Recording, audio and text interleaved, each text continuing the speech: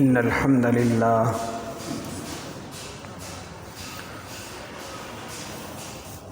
لله رب العالمين والعاقبة للمتقين والصلاة والسلام على سيد الأنبياء والمرسلين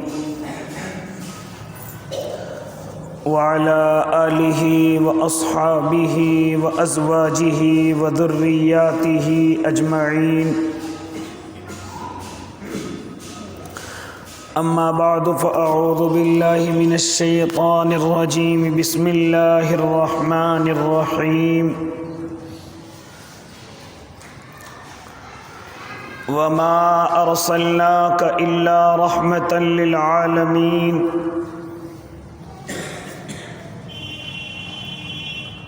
وقال النبي صلى الله عليه وسلم لا يؤمن أحدكم حتى أكون أحب إليه من والده وولده والناس أجمعين صدق الله العظيم وصدق رسوله النبي الكريم ونحن على ذلك من الشاهدين والشاكرين والحمد لله رب العالمين واجب الاحترام ساتھیوں، بزرگوں، نوجوانوں اور معصوم بچوں، اپنے گھروں میں سماعت فرمانے والی اسلامی مائیں اور بہنوں، آپ حضرات کے سامنے اللہ کے نبی صلی اللہ علیہ وسلم کی سیرت طیبہ بیان کی جا رہی ہے، اور ہمارے مرد حضرات بھی، ہماری مائیں بہنیں بھی محبت اور شوق کے ساتھ ان کو سماعت فرما رہی ہیں۔ آپ حضرات کے سامنے اللہ کے نبی کے نکاحوں کے تعلق سے گفتگو ہوئی۔ مشہور قول کے مطابق آپ نے اپنی زندگی کے اندر 11 نکاح فرمائے۔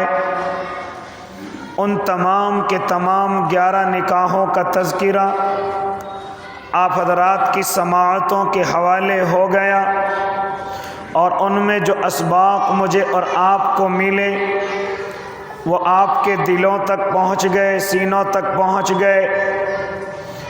لہذا میرے بھائی، نکاح کے بعد ایک تذکرہ اور رہ جاتا ہے۔ وہ تذکرہ یہ ہے کہ اللہ کے نبی کی زوجہ محترماؤں کے علاوہ آپ کی ملکیت میں کوئی باندیاں بھی تھیں۔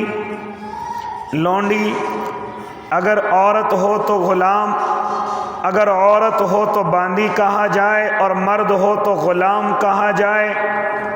تو اس طریقے سے میرے اور آپ کے آقا کی زندگی میں تقریباً 4 باندیاں رہی ہیں جو نکاح کے علاوہ آپ کی ملکیت میں رہیں۔ ان میں سے پہلا نام حضرت ماریہ قبطیہ کا آتا ہے، دوسرا نام ریحانہ بنت شمعون کا آتا ہے، تیسرا نام نفیسہ کا آتا ہے، اور ایک سیرین کا نام آتا ہے۔ لہذا میرے بھائی، یہ باندیاں آپ کی ملکیت میں رہیں، یعنی نکاح کے علاوہ عورتیں جو جنگ کے اندر اسلام کا مقابلہ کرنے کے لیے آئیں، ان کو گرفتار کیا گیا، ان کو غلام بنا لیا گیا، ان کو باندی بنا لیا گیا۔ لہذا وہ صحابہ کرام کی ملکیت میں رہا کرتی تھی۔ اسی طریقے سے میرے اور آپ کے آقا کی ملکیت میں 4 باندیاں رہی ہیں۔ لہذا ان کی گفتگو آپ کے سامنے کرتا چلا جاؤں۔ یہ باندیاں کیا ہوتی ہیں، یہ لونڈیاں کیا ہوتی کی ہیں، آؤ ذرا سنتے چلے جائیں۔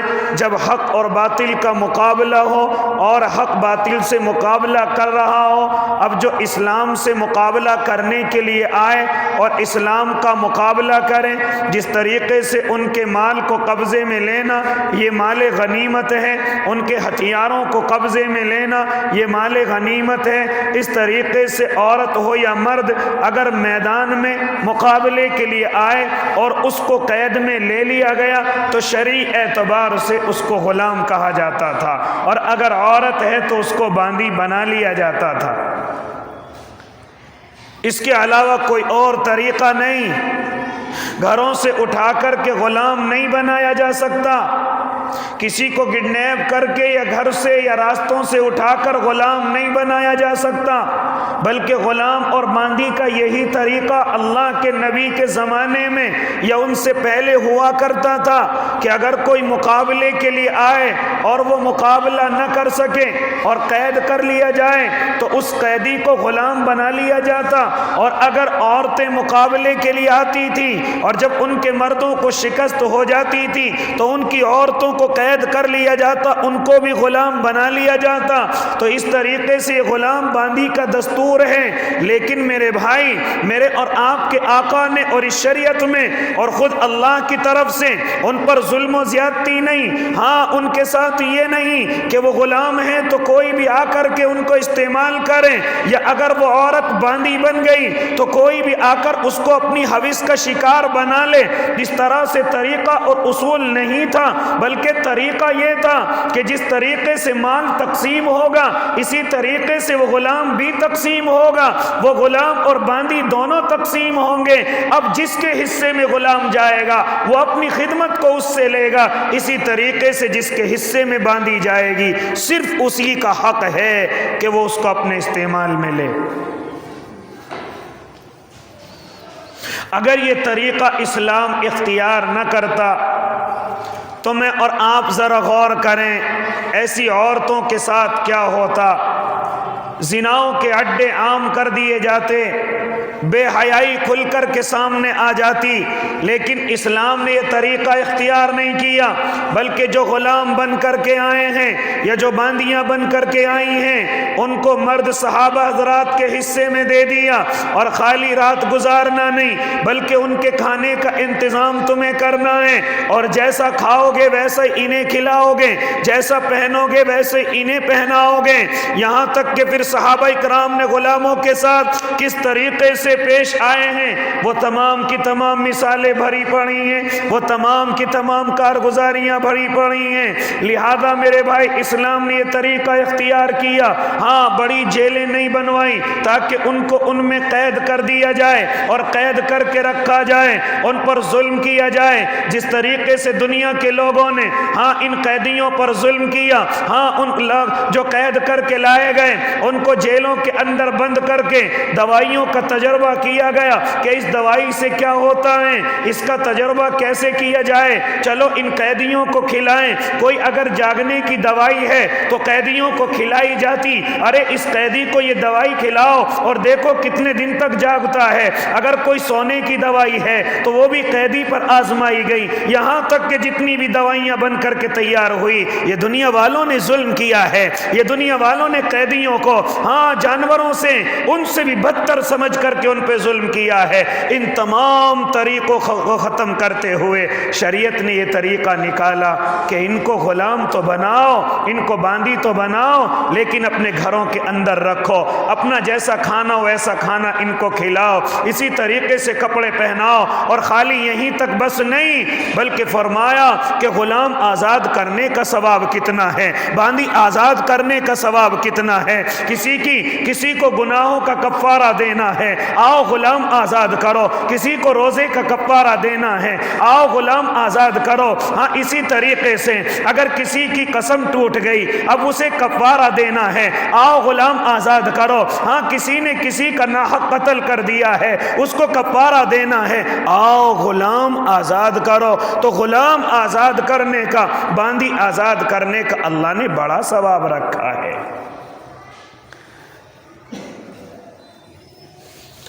اس لیے میرے بھائی میرے اور آپ کے آقا کی خدمت میں اس طریقے سے 4 باندیاں رہی ہیں، اور ایک باندی حضرت ماریہ قبطیہ ہیں جن سے اللہ کے نبی کے یہاں اولاد بھی ہوئی ہیں۔ یہ کون ہے ماریہ قبطیہ؟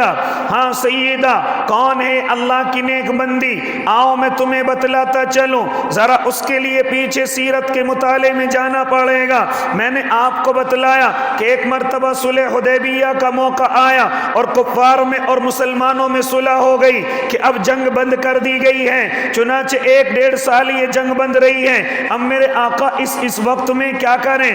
تو اس وقت کو میرے آقا نے بڑا مناسب وقت سمجھا، اور اس وقت میں آقا نے خطوط لکھے، خط لکھے کہ جاؤ دنیا کے بادشاہوں میں یہ خط لے کر کے چلے جاؤ۔ چنانچہ جہاں پوری دنیا کے اکثر بادشاہوں کے پاس میرے آقا نے دعوتی خط بھیجیں گے کہ اسلام قبول کر لو، گمراہی سے بچ جاؤ گے، اسلام کے اندر داخل ہو جاؤ۔ ہاں اس طریقے سے میرے آقا نے اکثر دنیا کے حصوں میں خطوط بھیجے ہیں۔ ایک خط میرے آقا نے شاہ مصر کو بھیجا ہے، ہاں شاہ مصر اسکندریہ کو بھیجا ہے، اس کا نام مقوقس ہے، لہذا اس کے دربار میں حضرت حاطب بن ابی بلتع رضی اللہ تعالی عنہ کو بھیجا۔ جاؤ اس خط کو لے کر کے مقوقس کے پاس جاؤ اور اس کو جا کر کے کہو کہ اللہ کے نبی صلی اللہ علیہ وسلم نے یہ دعوتی خط بھیجا ہے۔ چنانچہ حضرت حاطب اس خط کو لے کر کے پہنچتے ہیں۔ خط میں لکھا ہوا ہے سلام علی من اتبع الہدی، سلامتی ہو ایسے آدمی پر جو ہدایت پر آ جائیں، جو ایمان قبول کر لیں، جو اسلام قبول کر لیں۔ یہاں میں نے آپ کو پہلے بھی بتایا تھا کہ صرف سلام کرنے کی اجازت ایمان والے کو ہے، سلام کرنے کی اجازت اسلام والے کو ہے۔ جو اسلام کو نہیں مانتا، جو ایمان کو نہیں مانتا، اس کو سلام کرنے کی اجازت نہیں، اس کے سلام کا جواب دینے کی اجازت نہیں، کیونکہ میرے آقا نے جو بھی خطوط بھیجے ہیں ان میں بھی یہی لکھا ہوا تھا سلام علی من اتبع الہدی، ہاں سلامتی ہو ایسے آدمی پر جو ہدایت کا اتباع کر لیں، جو ہدایت پر آ جائے، جو ایمان قبول کر لیں، جو اسلام قبول کر لے۔ آج ہم جو سب کو سلام کرتے ہیں اس کی اجازت نہیں، صرف سلام کی اجازت ایمان والوں کو ہے، اسلام والوں کو ہے۔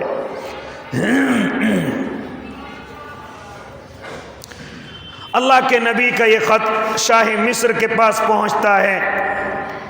چنانچہ شاہ مصر اس خط کو دیکھتا ہے، پڑھتا ہے، اس میں بڑی لمبی چوڑی گفتگو میرے آقا نے لکھ رکھی ہے کہ ایمان لے کر کے آ جاؤ، تمہاری وجہ سے تمہاری قوم بھی ایمان میں آ جائے گی، ہم ایک ہی معبود کو مانتے ہیں، کیوں نہ تم مجھے بھی نبی مان لو۔ تو اس طرح کی گفتگو اللہ کے نبی صلی اللہ علیہ وسلم نے لکھی کہ ایمان لے کر کے آ جاؤ سلامت رہو گے، اسلام لے کر کے آ جاؤ، اور تمہاری وجہ سے اگر قوم اسلام لے آئی تو اس کا ثواب بھی تمہیں مرحمت کیا جائے گا، اور اگر تم ایمان نہ لائے تو تمہاری وجہ سے تمہاری قوم بھی ایمان نہ لائے گی، اس کی گمراہی کا گناہ بھی تمہارے سر پر ہوگا۔ خیر میں اس طرف جانا نہیں چاہتا۔ شاہ مصر نے وہ خط پڑھا ہے، اور خط پڑھ کر کے اللہ کے نبی کے تعلق سے کچھ سوال فرمائے، اور سوال فرمانے کے بعد ایک سوال جو میرے ذہن میں یہاں آ رہا ہے میں اس کا تذکرہ کرتا چلوں۔ شاہ مصر نے ایک سوال کیا،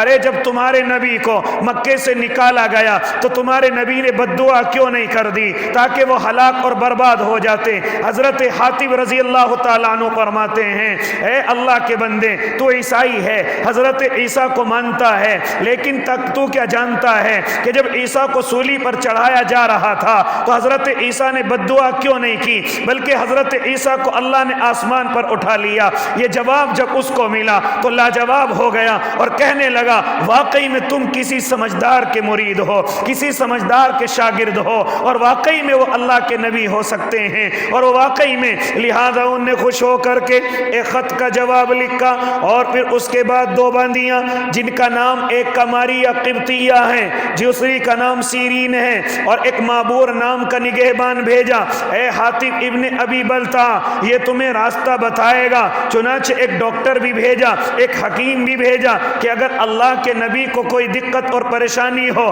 تو یہ حکیم اللہ کے نبی کا علاج بھی کرے گا، لہذا اور بھی بڑے سارے کپڑے اور بڑے سارے دینار و درہم اسی طریقے سے حضرت حاتب کو بھی دیے، اللہ کے نبی کو بھی دیے، ایک اونٹ بھی دیا، ایک خچر سفید رنگ کا بھی عطا کیا، بڑا سارا ہدیہ اللہ کے نبی کی خدمت میں پیش کیا، جن میں 2 باندیاں بھی ہیں، جن میں اونٹ اور خچر بھی ہیں، جن میں کپڑے اور زیورات بھی ہیں، جن میں ایک حکیم اور ڈاکٹر بھی ہے۔ چنانچہ حضرت حاتب ان تمام کے تمام ہدیوں کو لے کر اللہ کے نبی کی خدمت میں پہنچتے ہیں، جا کر کے سلام کرتے ہیں، خط کھول کر کے دکھاتے ہیں، پھر اس کے بعد اللہ کے نبی کو فرماتے ہیں یا نبی اللہ یہ باندیاں بھی انہوں نے عطا کی ہیں، جن میں سے ایک کا نام حضرت سیدہ ماریہ قبطیہ ہے، دوسری کا نام حضرت سیرین ہے۔ چنانچہ یہ دونوں کی دونوں راستے کے اندر حضرت حاتب نے ان پر اسلام قبول کیا، اسلام کی باتیں کی۔ جو معبور نگہبان تھا اس نے تو بات نہیں مانی، لیکن حضرت سیدہ ماریہ قبطیہ اور حضرت سیدہ سیرین دونوں ایمان قبول کر لیتی ہیں، دونوں اسلام کے اندر داخل ہو جاتی ہیں۔ چنانچہ اسلام کی حالت میں اللہ کے نبی کی خدمت میں پہنچتی ہیں۔ میرے اور آپ کے آقا حضرت ماریہ قبطیہ جن کی عمر ابھی تقریباً 20 سال ہے، آپ حضرت ماریہ کو پردہ کرنے کا حکم دے دیتے ہیں۔ آپ کو پردہ کرنے کا حکم ہے کیونکہ باندیوں کو پردے کی اجازت نہیں تھی اور پردہ کرنا ان کے لیے ضروری نہیں تھا، لیکن میرے آقا نے حضرت ماریہ قبطیہ کو پردے کا حکم دیا ہے۔ ہاں اس نے ایک حکیم اور ڈاکٹر بھی بھیجا ہے، لیکن میرے آقا نے وہ ڈاکٹر واپس کر دیا، ہاں اللہ کے نبی نے وہ حکیم واپس کر دیا اور لکھ کر کے بھیجا، او شاہ مصر ہماری بات کو سن لیں، ہاں ہم بیمار نہیں ہوتے، ہم مریض نہیں ہوتے۔ ہاں ہم بیمار کیوں نہیں ہوتے؟ اس کی وجہ یہ ہے کہ جب ہمیں سخت بھوک لگتی ہے ہم کھانا تناول کرتے ہیں، اور جب ذرا سی بھوک رہ جاتی ہے ہم کھانا چھوڑ دیتے ہیں، تو اس لیے ہم بیمار نہیں ہوتے، ہم مریض نہیں ہوتے۔ آج جانتے ہو میری اور آپ کی اتنی بڑی بیماریوں کی وجہ کیا ہے؟ ہم نے اپنے آقا محمد عربی صلی اللہ علیہ وسلم کے اس عمل کو اپنے عمل میں لانا چھوڑ دیا۔ کیا عمل ہے؟ جب سخت بھوک لگے تو کھانا تناول کرو، اور جب ذرا سی بھوک رہ جائے تو چھوڑ دو۔ اگر آج بھی امت محمدیہ اس پر عمل کرنے لگ جائے تو بیماریوں سے محفوظ ہو جائے، پریشانیوں سے محفوظ ہو جائے۔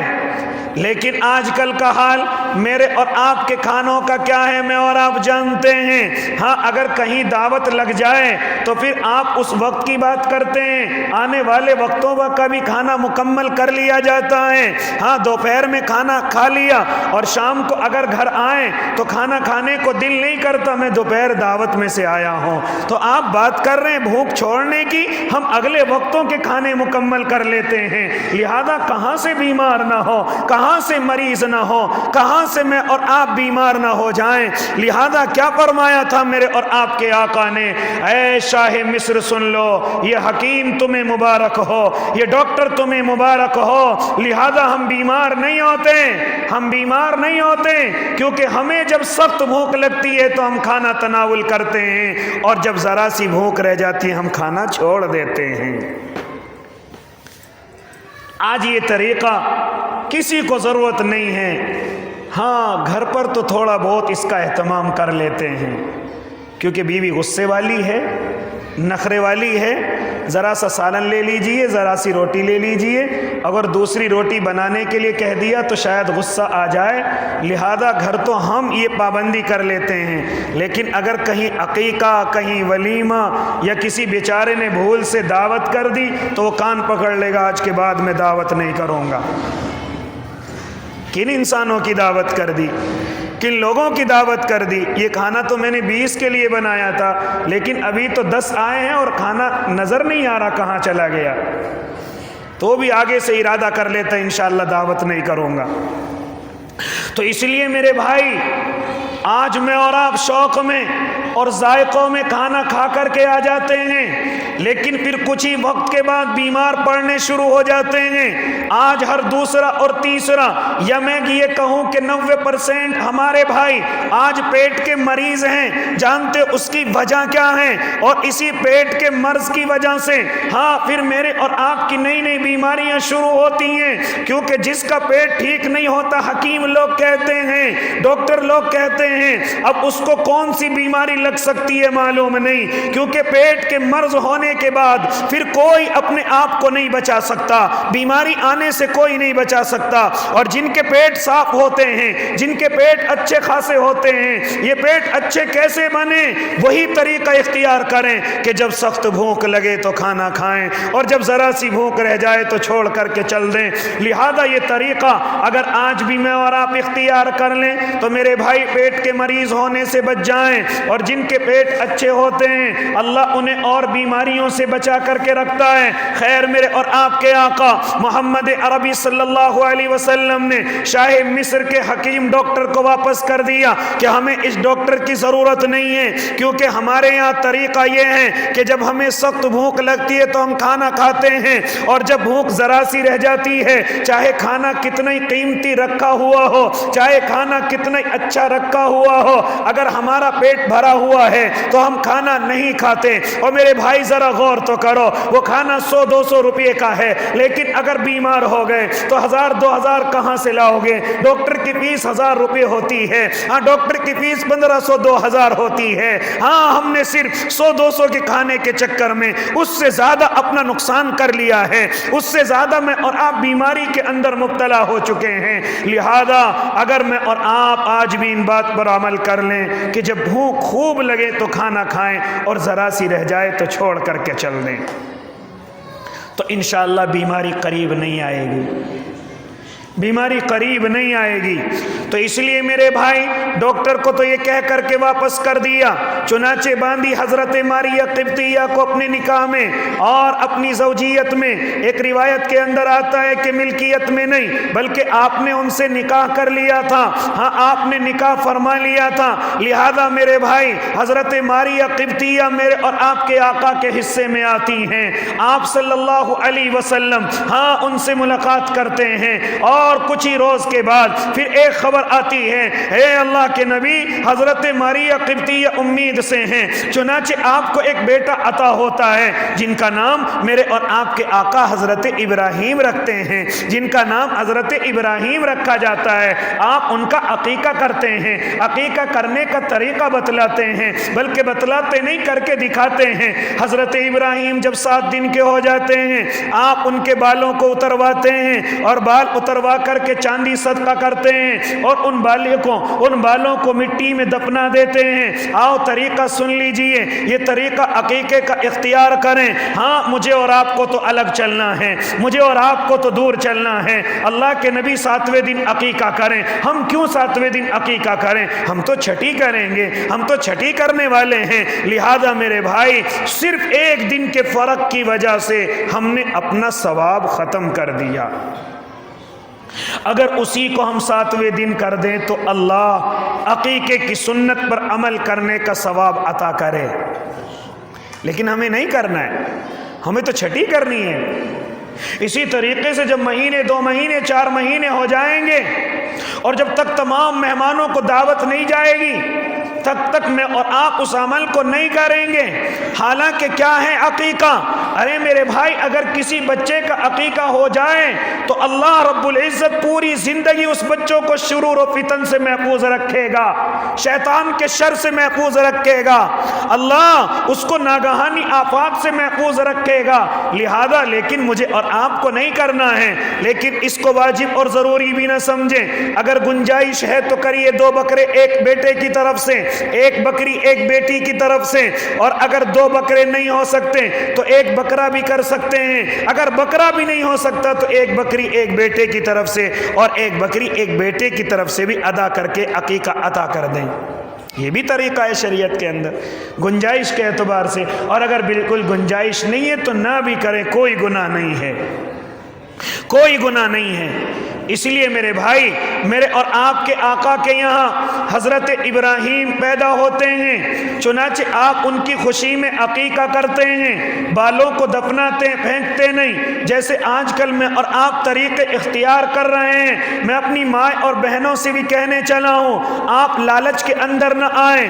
ये जो आपके घरों के आगे घूमते हैं कि लाओ कंघी से निकले हुए बाल ला करके दे दो, और मेरी माँ बहनों ये बाल तुम्हारे पर्दे की चीज़ है। जिस तरीके से तुम्हारा चेहरा पर्दा है, जिस तरीके से तुम्हारे बदन के आज़ा पर्दा हैं, इसी तरीके से तुम्हारे बाल भी पर्दा हैं। ये बेचने की चीज़ नहीं है, हाँ ये किसी को देने की चीज़ नहीं है। आओ इन बालों को दफना दिया करो, इन बालों को हाँ इस तरीके से बेपर्दा न रखा करो, इनको बेचने की इजाज़त नहीं, और अपने बच्चों को ले जा करके दे देती हैं। इसलिए ये हमारी माएँ बहनें घरों की परेशान रहती हैं, कभी उनको चक्कर आ रहे हैं, कभी उन पर असरात हो रहे हैं। जानते हो जहाँ बहुत सारी वजूहात हैं, उनमें से एक वजह यह है कि हमारी बहनें अपने बालों को इसी तरह कहीं भी डाल देती हैं। इसका ख़ास एहतमाम किया जाए, दफनाए जाएं, दबाए जाएं, बेचे न जाएं, फेंके न जाएं, इसका ख़ास एहतमाम करें। जब से ये एहतमाम हमारी माएँ बहनों ने छोड़ा है, तब से परेशानियाँ इनके बदनों पर आकर के पड़ गई हैं। लिहाजा खैर ये बात ज़्यादा लंबी हो जाएगी।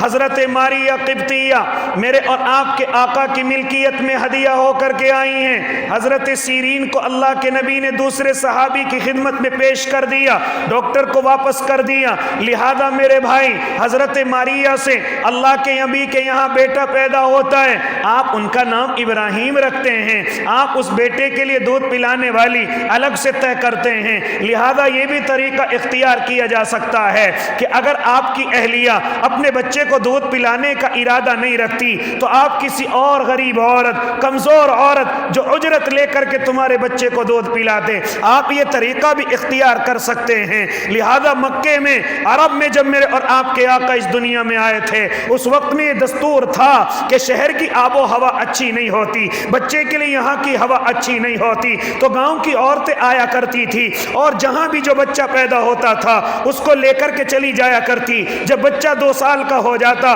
जरा सा बड़ा हो जा, तो गांव की जमीन से ला करके फिर ला करके शहर में अता कर दिया करती थी। इनकी खिदमत के बदले इनको उजरत दी जा करती, हाँ इनकी खिदमत के बदले इनको इनकी मेहनत दी जाया करती थी। लिहाजा मेरे भाई, अगर कोई आज का मालदार इस तरीके को इख्तियार करे तो उसकी भी इजाज़त है, कोई गुनाह नहीं है कि मेरी अहलिया बच्चे को दूध नहीं पिलाती है। कोई बात नहीं, अगर आप मालदार हैं तो दूसरी औरत का दूध पिलाने के लिए इंतज़ाम कर सकते हैं। लिहाजा मेरे भाई, हज़रत इब्राहीम रज़ी अल्लाह ताला अन्हु के लिए मेरे और आपके आका ने औरत का दूध का इंतज़ाम किया। हाँ, लेकिन क्या हुआ, अल्लाह को कुछ और मंजूर था।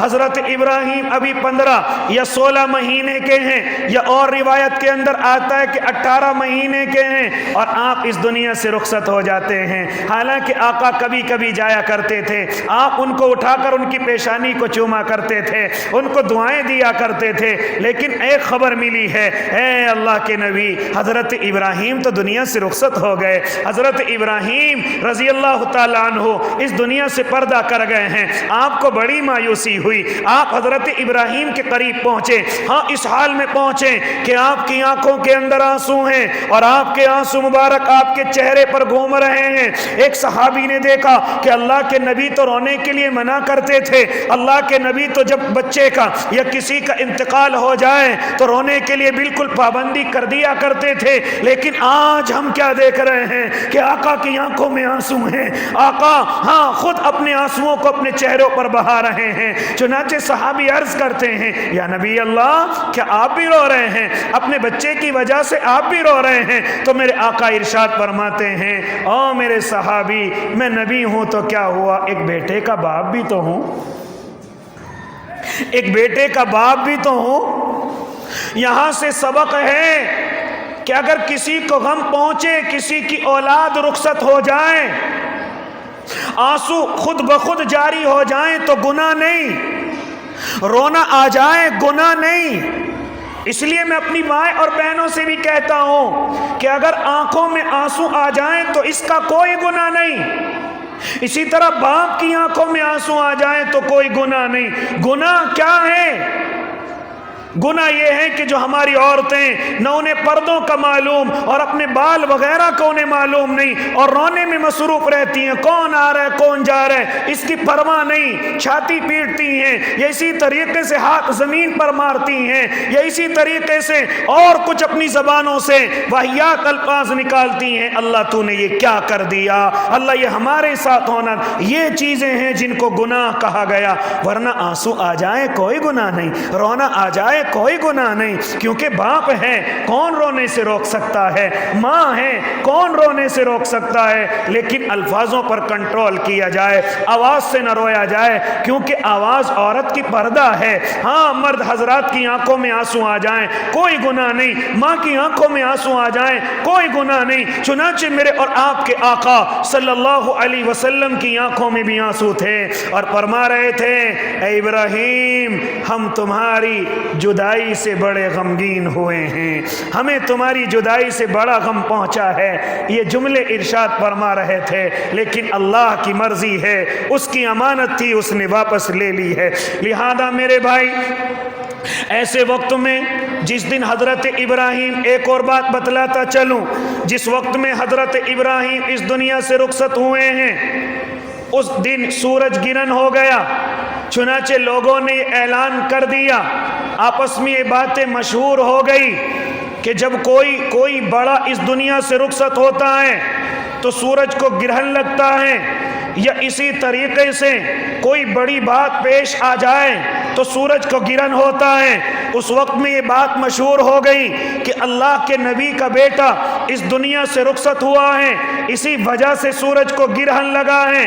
چنانچہ میرے آقا نے صحابہ کو جمع کیا اور جمع کر کے ارشاد فرمایا سورج گرہن ہونے کی وجہ یہ نہیں ہے کہ ہمارے یہاں کوئی رخصت ہو جائے یا ہمارے یہاں کوئی رخصت ہونے والا ہے، یا اسی طریقے سے جو عورت حاملہ ہو اس پر پابندی لگائی جاتی ہے کہ گھر سے باہر نہ نکلیں، سورج گرہن ہو چکا ہے۔ نہ میرے بھائی، بلکہ میرے اور آپ کے آقا ارشاد فرماتے ہیں اسی طریقے سے ان دنوں میں جو بچہ دنیا کے اندر آ جائے اس کو پتہ نہیں جیٹھا وغیرہ کیا کہتے ہیں، یہ طریقہ بھی شریعت کے اندر نہیں ہے، یہ عقیدہ بھی شریعت کے اندر نہیں ہے۔ میرے آقا نے صحابہ کو جمع کر کے ارشاد فرمایا تھا کہ سورج گرہن ہونے کی کوئی اور وجہ نہیں ہے، صرف یہ اللہ کے حکم کے مطابق چلتے ہیں، یہ اللہ کے حکم کو مانتے ہیں، یہ اللہ کے حکم کے مطابق جیسے چلتے ہیں۔ ہاں اللہ کی ناراضگی کی علامت ہو سکتی ہے، اللہ اپنے بندوں سے ناراض ہے، یہ علامت ہو سکتی ہے،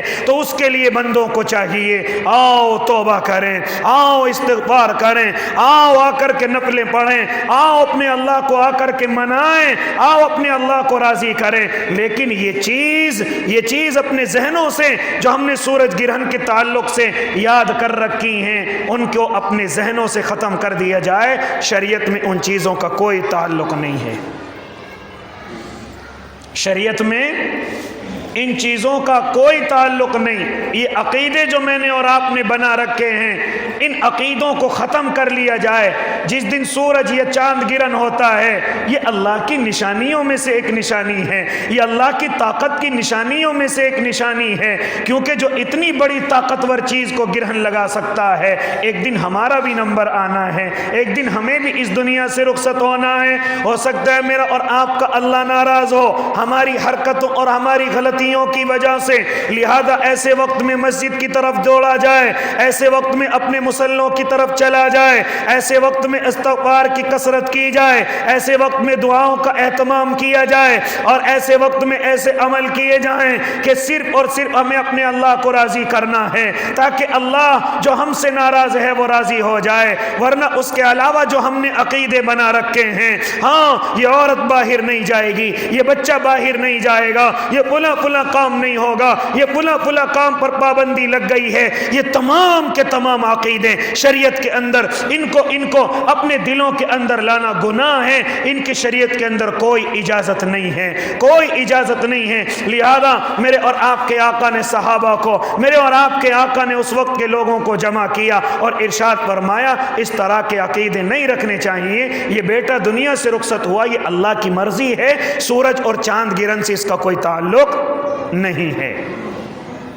اس لیے میرے بھائی یہ حضرت ماریہ قبطیہ میرے اور آپ کے آقا کے نکاح میں فرماتے ہیں مفسرین کہ آپ نے ان سے نکاح فرما لیا تھا، لہذا آپ 20 سال کی عمر میں میرے اور آپ کے آقا کی ملکیت میں آتی ہیں، آپ ان کو پردے کا حکم دے دیتے ہیں۔ مفسرین تو یہاں تک کہتے ہیں کہ آپ نے ان سے نکاح بھی فرما لیا تھا، لہذا آپ کے یہاں بیٹا پیدا ہوا ہے۔ چنانچہ حضرت ماریہ قبطیہ میرے اور آپ کے آقا کی زندگی میں رہتی ہیں، آقا دنیا سے رخصت ہو گئے، اب 16 ہجری میں آپ اس دنیا سے رخصت ہو جاتی ہیں، آپ اس دنیا سے پردہ فرما جاتی ہیں، لہذا آپ کی نماز جنازہ حضرت عمر ابن خطاب رضی اللہ تعالی عنہ نماز جنازہ کی نماز ادا فرماتے ہیں، لہذا آپ جنت البقیع کے اندر مدفون کی جاتی ہیں۔ اور اسی طریقے سے حضرت ابراہیم رضی اللہ تعالی عنہ جو آپ کے لخت جگر ہیں، حضرت ماریہ قبطیہ سے اس دنیا کے اندر آئے ہیں، آپ نے ان کی بھی خود نماز جنازہ پڑھائی ہے، اور حضرت عثمان بن مظعون کے برابر میں ان کو دفن کیا گیا ہے۔ خیر یہ مختصر سی تفسیر، اس کے علاوہ میرے بھائی میں آپ سے ایک اور گفتگو کرنے چلا ہوں، اور وہ گفتگو یہ ہے کہ اس وقت میں مسجد کے اندر پھر دوبارہ سے آپ کے خرچے کی اور اسی طرح